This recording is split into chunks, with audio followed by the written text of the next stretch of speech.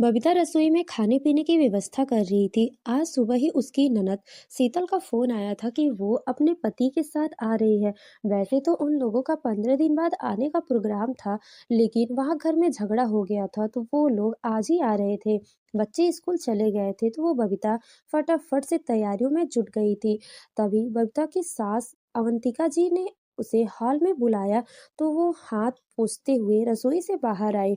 उसकी सास उसे आदेश देती हुई बोली, देखो बहू, तुम्हारी ननद आ रही है और तुम्हें तो सब पता है कि वो बेचारी कितनी परेशान है।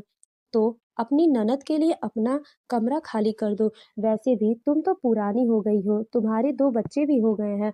अब तुम बेडरूम वाली प्राइवेसी का क्या करोगी? तुम्हारा पति भी सप्ताह में 2 दिनों के लिए आता है, तुम्हारे बच्चे भी बड़े हो रहे हैं। अब उनके सामने इस तरह पति पत्नी कमरे में भी भीतर बंद रहेंगे तो लोग क्या सोचेंगे? बच्चों का बिस्तर तो तुमने मेरे कमरे में लगवा ही दिया है। अब तुम्हारे ननद नंदोई हमेशा यही रहेंगे, तो तुम हॉल में अपना बिस्तर लगाकर सो जाया करो। तुम्हारा पर्सनल सामान तुम मेरे कमरे में की अलमारी में रख दो। अवंतिका जी की बात सुनकर बबीता हैरान थी। वो कहने लगी, मम्मी जी, आप क्या बोल रही हैं? परिस्थिति चाहे कोई भी हो, एक कमरा तो मुझे मिलना ही चाहिए ना।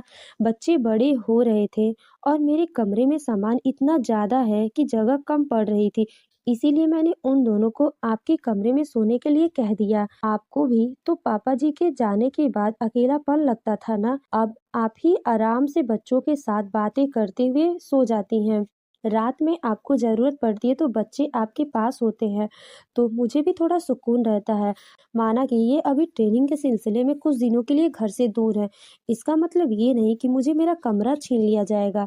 दीदी के ससुराल में कुछ दिक्कतें आ रही थी और वो लोग यहीं पर रहने के लिए आ रहे हैं, तो उनका कुछ पक्का इंतजाम करिए। मुझे कमरे से बाहर निकालना इसका समाधान नहीं है और मैं अपना कमरा बिल्कुल भी खाली नहीं करूंगी।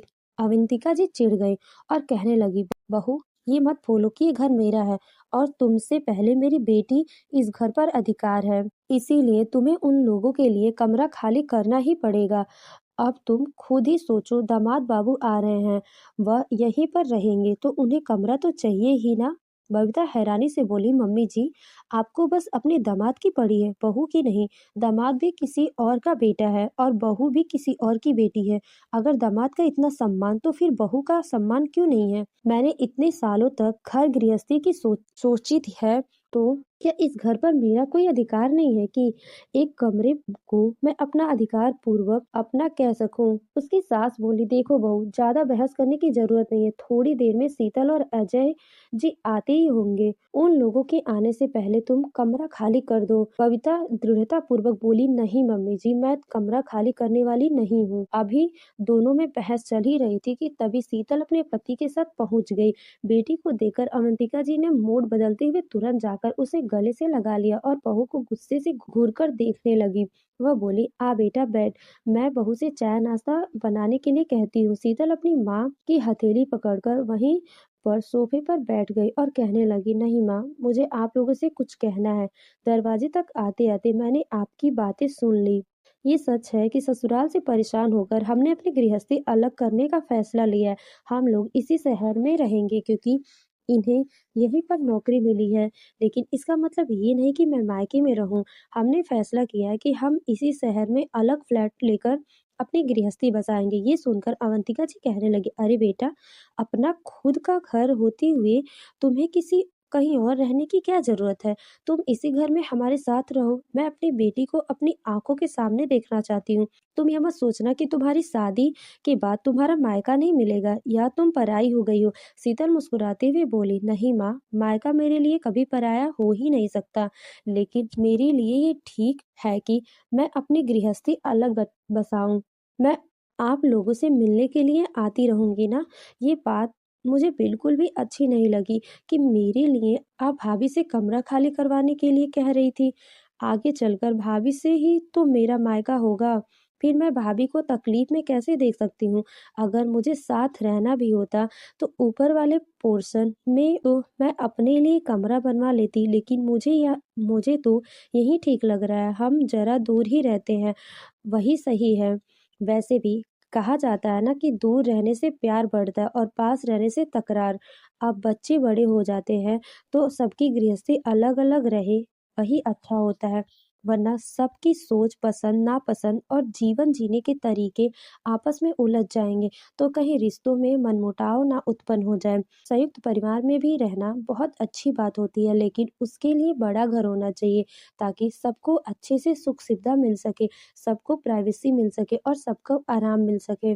अगर ऐसा होना संभव नहीं है, तो थोड़ा दूर रहकर भी रिश्ते निभाए जा सकते हैं। लेकिन माँ अपने ये सोच भी कैसे लिया कि मैं खुद की खुशी के लिए भाभी से उनका कमरा छीन लूँगी? नहीं माँ, मैं भी इतने सालों से ससुराल में थी, मुझे भी बहुत दुःख तकलीफ का सामना करना पड़ा। अब जब मैं एक सुकून के जीवन की तलाश में निकली हूँ, तो मैं भाभी के जीवन का सुकून छीनकर अपनी दुनिया नहीं बसा सकती ना। वैसे भी कोई माने या ना माने, लेकिन शादी के बाद बेटियों की अपनी अलग गृहस्थी हो, वही अच्छा होता है। मायके में बेटियों को वो सुकून नहीं मिलता जो उन्हें खुद की गृहस्थी में मिलता है। भाभी तो कितनी अच्छी हैं जो आपके साथ रह रही हैं, वरना ये चाहती तो भैया की जॉब लोकेशन पर चली जाती और सप्ताह में 2 दिन के लिए घर आती। क्या वही ठीक लगता है आपको? कहीं ऐसा ना हो कि बहू से कमरा छीनने के चक्कर में वह और भैया ये घर छोड़कर चले जाएँगे। अवंतिका जी अब खामोश हो गईं। इधर ननद की बातें सुनकर बबीता की आँखों में आँसू भर आए। इतने सालों से उन्हें इस गृहस्थी को संवारा था, सारे रिश्ते सहेजकर चलती आई थी।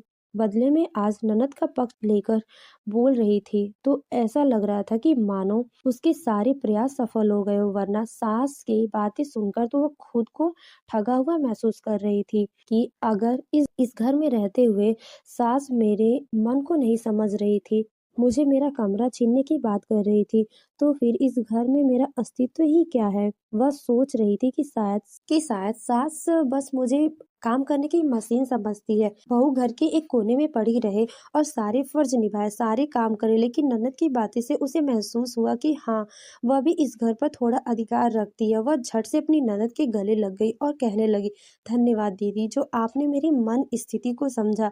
वैसे तो ससुराल ही एक लड़की का असली घर होता है और कई सालों तक अथक परिश्रम करने के बाद वह ससुराल में अपनी जगह बना पाती है। जब मम्मी जी ने मुझे मेरा कमरा लेने की बात की तो मेरा अस्तित्व ही चरमरा गया। मैं खुद सोच में पड़ गई कि क्या इतने सालों में मुझे हक से ये कहने का अधिकार नहीं है कि ससुराल वाले घर में एक कमरा मेरा है। और आपने बिल्कुल सही कहा कि एक लड़की अपने ससुराल में या अपनी अलग गृहस्थी में जितना सुरक्षित महसूस करती है, उतना अपने मायके में नहीं करेगी।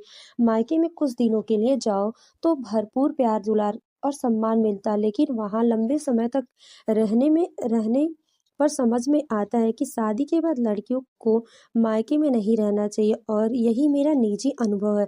मायका चाहे कितना भी प्यार क्यों ना हो, कुछ दिनों तक वहाँ पर रहने के बाद ये एहसास हो ही जाता है कि अब हमारा घर कहीं और है, और इसमें कोई बुरा मानने वाली बात नहीं है। अगर एक लड़की शादी के बाद अपने मायके में से ज़्यादा ससुराल को अपनाकर अपने पति के साथ बसाई हुई गृहस्थी में खुश रहे, तो फिर ये सब उसके लिए अच्छी बात है, क्योंकि ये बात भी बिल्कुल सही है कि मायका हमेशा के लिए नहीं होता। एक ना एक दिन अपनी गृहस्थी अपने दम पर बसानी पड़ती है।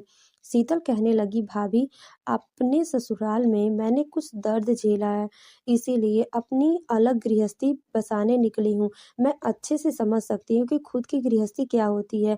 वैसे यहाँ आपको कोई ऐसी दिक्कत तो नहीं है ना जिसकी वजह से आपको गृहस्थी अलग करनी पड़े? शीतल ने सीधे-सीधे ये सवाल पूछ लिया था, तो अवंतिका जी घबरा गई। कहीं बहू को कोई बात बुरी तो नहीं लग गई जिससे कि वो अपनी गृहस्थी अलग करने की बात करे।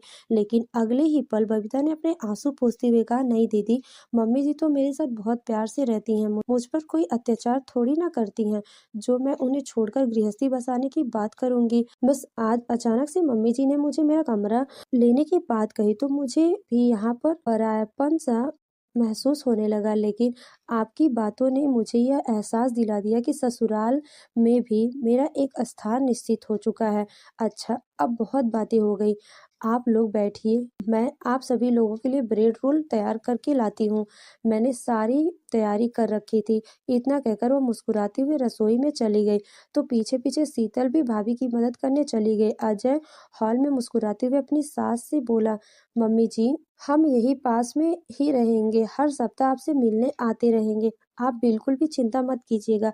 अपने दामाद के सामने अवंतिका जी थोड़ी झेप गई थी, लेकिन उन्हें थोड़ी राहत भी महसूस हो रही थी कि बेटी के मोह में वो बहू के साथ गलत करने चली थी, लेकिन उनकी बिटिया समझदार थी, जो उसने अपनी माँ को गलत करने से रोक लिया। दोस्तों, बेटी से प्यार दुलार जताना बहुत अच्छी बात होती है, लेकिन इस चक्कर में बहू के साथ कभी भी अन्याय नहीं करना चाहिए। तो उम्मीद है कहानी आपको अच्छी लगी होगी और नई कहानियों के लिए स्टोरी विद आरजे चैनल से जुड़ते रहिए। धन्यवाद।